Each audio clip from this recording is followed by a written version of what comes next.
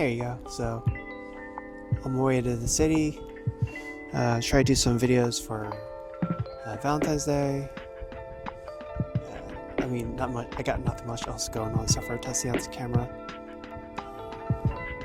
So got 3 minutes. I get to Elixir first. Yeah, this is the issue with sunglasses and LCD screens. Can't really see it because the screen looks kind of dark. So I don't know if I'm in focus. If I crouch in closer to the screen, I'm gonna peak my audio, which means I need to put better placement of my audio. The birds are definitely flying through here.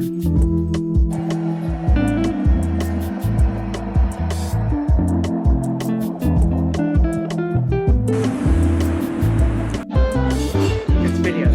Oh, it's video? Yeah. I said.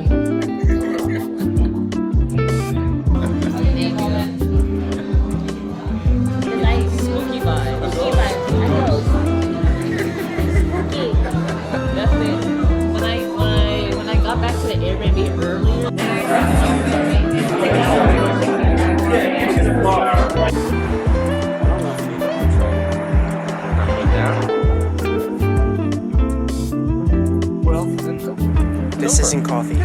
It's weird stuff. He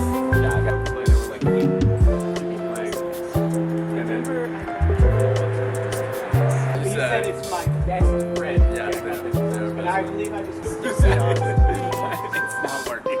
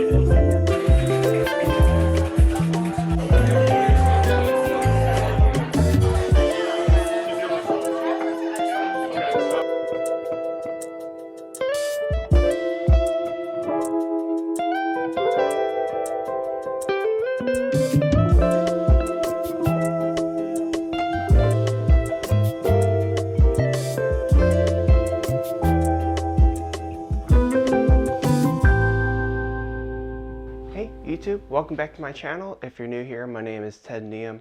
I'm a food, beverage, and portrait photographer based out of Philadelphia. This weekend, I rented the C50, which I'm recording on right now. So the footage you're seeing is coming from the C50, which isn't too different from the R6 Mark III because they share the same sensor. Hold on, gotta drink some coffee. Hopefully you don't hear the slurp. But I decided to rent this camera because I wanted to see how I felt about it. And sorry, I left my iPad's volume up, so when I'm transmitting to my iPad, it's also transmitting sound. So yeah, I rented this C50 this weekend because I wanted to see how I felt about this camera.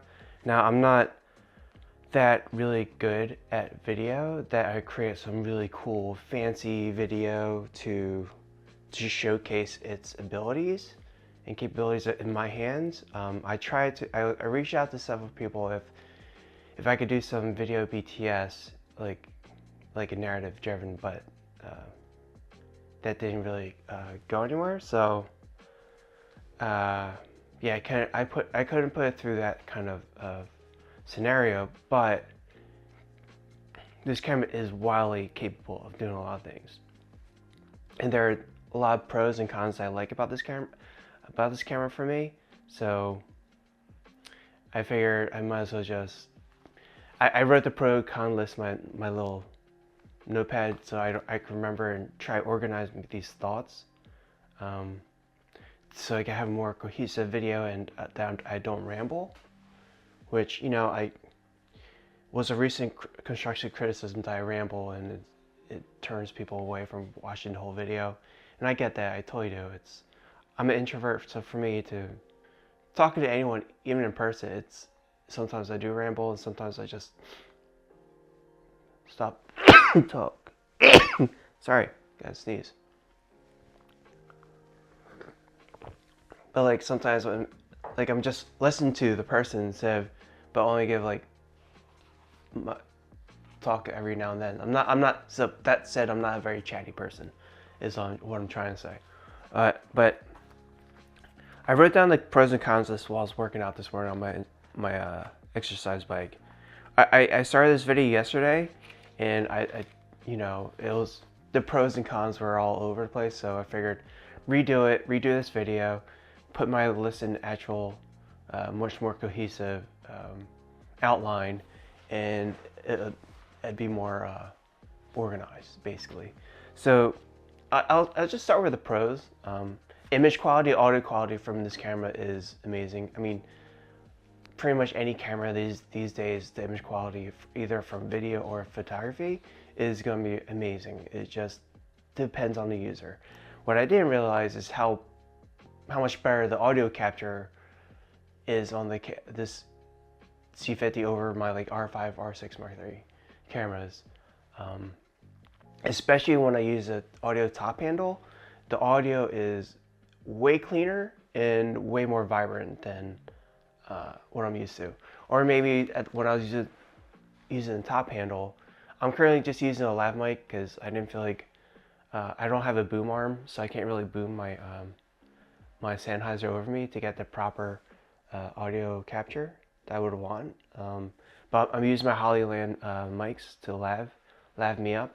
But just like going through the footage yesterday, this first talking head piece, I heard the audio. It was super clean. My voice sounded a little bit better than what I record on when I'm recording both my Rode NTG and my lav mics. So yeah, maybe I should just use a Sennheiser and connect it to my camera, my other cameras, but I don't want to get the test cam to use the XLR ports. I don't want to do that because it will really make my camera rig really kind of cumbersome, especially considering that I either using my Axion M7 Pro or I recently got the Hollyland V-Core to monitor my footage and transmit to my iPad, so I can see myself instead of trying to squint at my LCD screen on the camera to see whether or not I'm in focus and what this video looks like. So if I got the Tascam and put it on the cameras, it would just been pretty difficult to put all this stuff together. So yeah, the audio quality was definitely the shocker, at least in my mind. Other pros I have of it is the C50 is easy to rig. I do have a small rig cage on it. I bought the cage before the C50. The C50's rental, as I mentioned. So the next time I rent the C50, I have the cage already to install. But there's already mounting points on the sides of the camera that you don't necessarily have to rig the camera, but for my intents and purposes, I kept it in a cage because it's easier to put the V-Core or the Axion on the cage with a NATO rail than without it. So actually, even with the smaller rig cage, you could just get the top bar for the NATO rail and you'll be fine. Didn't need a full body cage, but the fact that it has Arca Swiss and I could just put on my tripods easily, it's, you know, pretty much there. It's got open gate, but it can only shoot in open gate mode. You can only shoot 23 or 30 frames per second, or 23.98 or 29.98 frames per second, because we're in NTSC. you can't use. Well, I'll get to this part in the cons, because OpenGate in this camera, which is kind of weird that in this camera you can only use OpenGate in 23 or 20.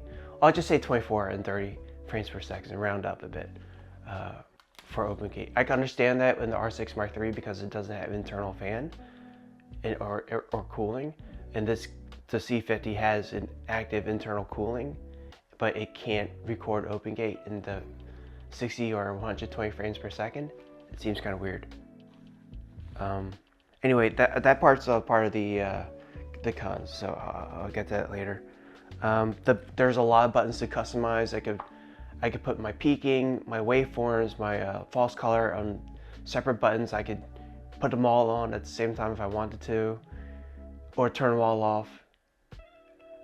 With the R5 Mark II or R6 Mark III, I can only hotkey one key button to have one of those monitoring tools, and I just use this with false color because for me false color is I feel like it's the best way to monitor my exposure. But having the others would have been so helpful, like zebras, to see whether or not my highlights are peaking or are overblown. So yeah, having a lot of customizable buttons on the C50 is pretty awesome.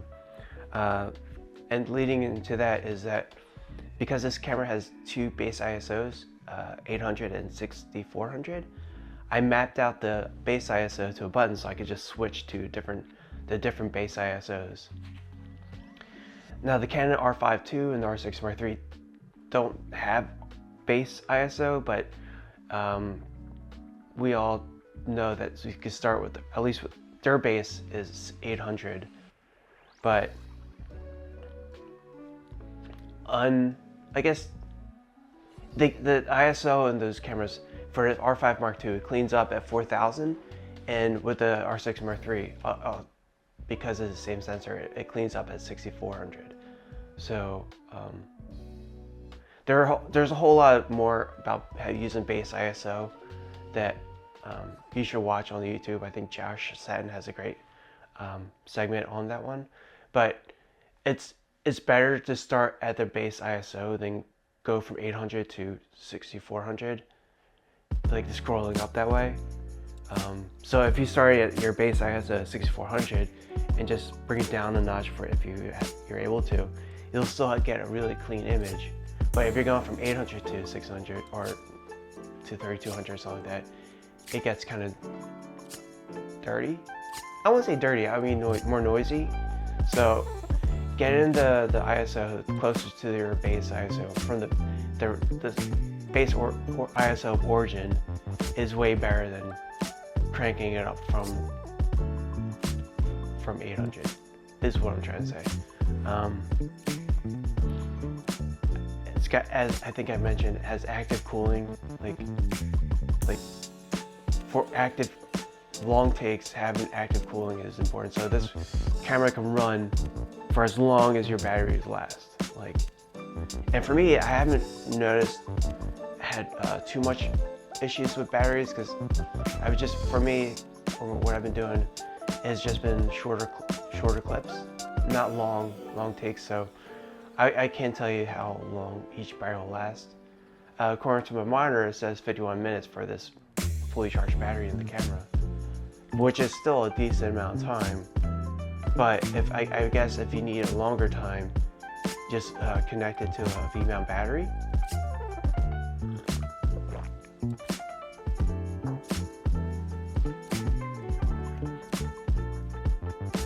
What else? Uses USB-C. USB-C. It uses compact flash type B cards. SD cards for that are 500 gigabytes. They're about the same price as a 500 gigabyte CFB card, but the compact flash type B cards are way more reliable, way faster reading and writing than the SD cards. So the fact that SD cards are also incredibly expensive is kind of mind-boggling. But that said, a lot of our SSDs and compact flash media, the NAND memory that powers these compact flash cards and SD is in very short supply. So if you're seeing these cards, regardless of whether it's compact flash or SD cards, jump in price is because the AI data centers. Like, I think I mentioned before in previous video about my disgust on the AI industry and that sort. If you haven't seen it, but it's power and water hungry. It uses like a city's worth of resources just to power and cool the area, and now all like the SD compact flash SSDs are way more expensive because those data centers are buying them all up. So yeah, not that great. Anyway, yeah, I think that's all my pros for this camera. The cons, you know, it's a little shorter list, but they're very, you know, it sticks out in my head very much. The first off is the price. It goes for $3,899. So after tax, where I'm at, the price is about $4,300 to buy, which is a lot of money. So, which is why I'm renting this camera before making any sort of decision, because this is a big investment. And while I was fine with paying, I got burp, hold up. Paying that kind of cost for the R5 Mark II when I bought it, because I bought the R5 Mark II, I got it for about $4,000, which is a lot of money. Do not get me wrong. And the R6 Mark III was $2,700 or $2,800. A lot of money. Do not get me wrong. I feel like if Canon, maybe they'll have sales later, but if Canon brought this price down to even like $3,400, that would have been an even better deal for this camera than what it currently is. Because, you know, Canon glass is not cheap, so they should, kind of like the printer situation where the printers are super cheap, but the ink cartridges are way more expensive. I feel like they should do something like that, where the cameras they should not be dirt cheap, okay? It costs a lot to produce and research. But if this camera was like $3,200, $3,400, I feel like it would be a much more approachable camera to get. Yeah. The other things I don't like about this camera, it doesn't have IBIS. Not that Canon's IBIS is great or anything, but the fact that their VCM lenses do not have image stabilization in there, or if you want to adapt like PL lenses or vintage lenses on here, you definitely have to rig this camera out to counteract any sort of jitters or shakes you have. So yeah, the lack of IBIS is a big one. Not having internal ND, you know, I would, if this camera was just a little chunkier to have the internal ND, that would have been great. But, you know, but if that made the camera jump up in cost, then yeah, I'd rather use the screw-on or magnet attached ND filters than have an internal ND, if it would mean the cost of the camera would jump up. But the fact that it's $3,800 and doesn't have internal ND, it's like, so if they had internal ND and the price of the camera was $3,800, I feel like that would have been much more approachable because of that level. The next one is the small LCD screen.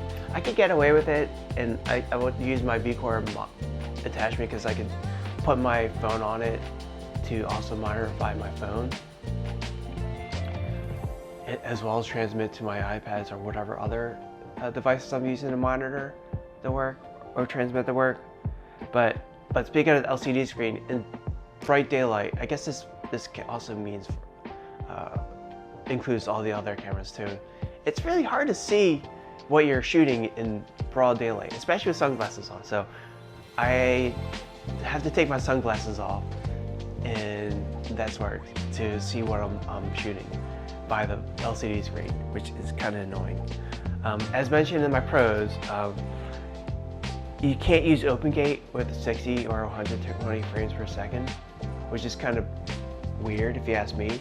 Maybe that could be fixed in a firmware update, because I can understand not having that in the R6 Mark III because the lack of an internal fan and cooling, but this has active cooling. Like, I recognize that 60 frames and 120 frames per second is a very intensive process and that generates a lot of heat, let alone being an open gate.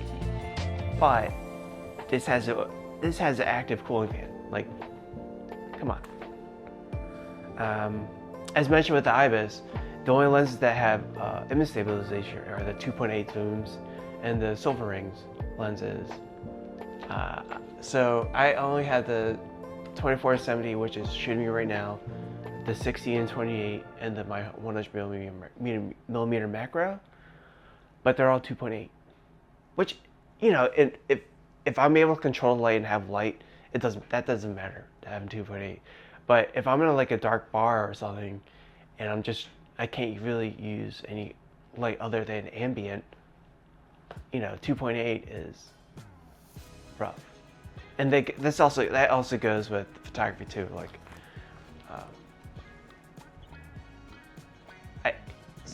for those times, I want the camera to see in the dark, basically.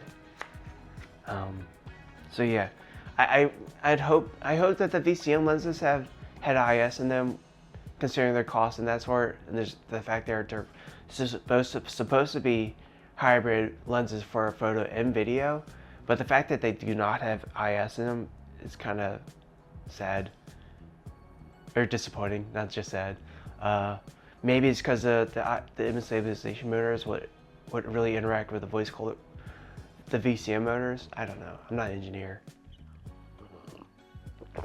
But yeah, it's hard to use the C50 with the VCM primes, which have a really amazing look, light, and that sort, and also adapt vintage and PL lenses to this camera because it lacks the IBIS, which really sucks because I have some Nisi Athenas that I wanted to attach to it, but the fact that I'm also manually focusing, that adds camera shake, and let alone my caffeine hands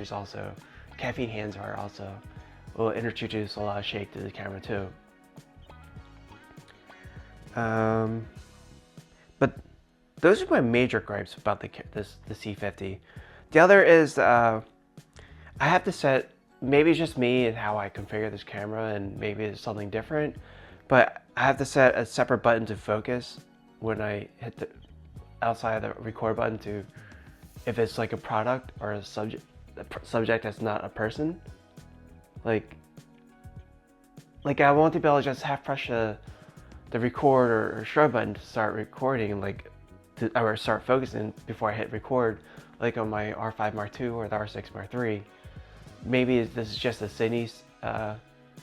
cinema line where that's what happens, and how you have to have a separate button to focus and a separate to record. But I don't know. Maybe that's just me having to get used to it. So that's why it's not really major con. It's just most likely user error or user situation. And the last part is it can't connect to the Canon app. Like, I'm not trying to send over images or video footage to my phone from the camera, but I like to update the camera for firmware. And the Canon app has never been great for the other two cameras. Its connection and reliability is spotty at best, but when you can connect, it can. But with the C50, you just can't at all. So it's like you have to. So apparently, it looks like you have to do the old-fashioned way to update its firmware. Is download it from Canon, put it on your memory card, put it into the camera, update from there. But that's not a big deal, but it is kind of a gripe. But yeah, that's what I think about this camera. I you know, as mentioned, I thought about buying this camera, and I still do want to buy it, but I need to justify it with more video work to justify buying the camera. Like, I don't want to buy this camera and then just shoot clips, because I could do those with my other cameras. But if I could get more video work this year, that means, and I can justify purchasing this camera, then I will. So my idea of buying this camera in April is, I think I'm just gonna push it back. I'm just gonna keep on renting this camera till I could justify buying it. So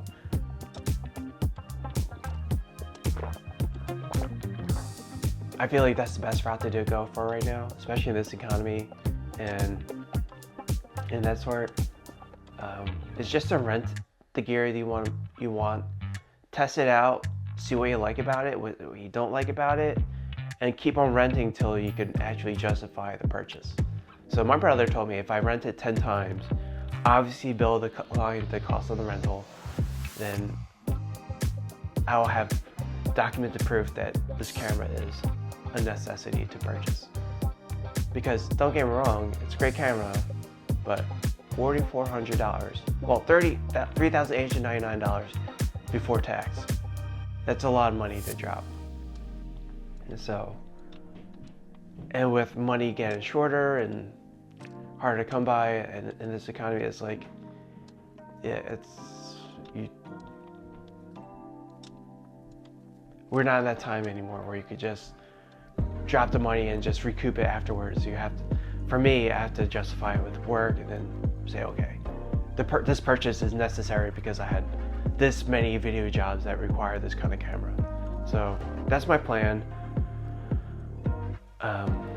going forward, is just to keep renting this camera until I actually need to buy it.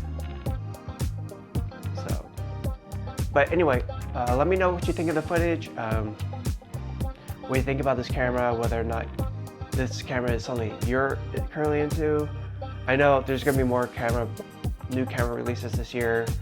I'm pretty much done watching all those releases and that sort.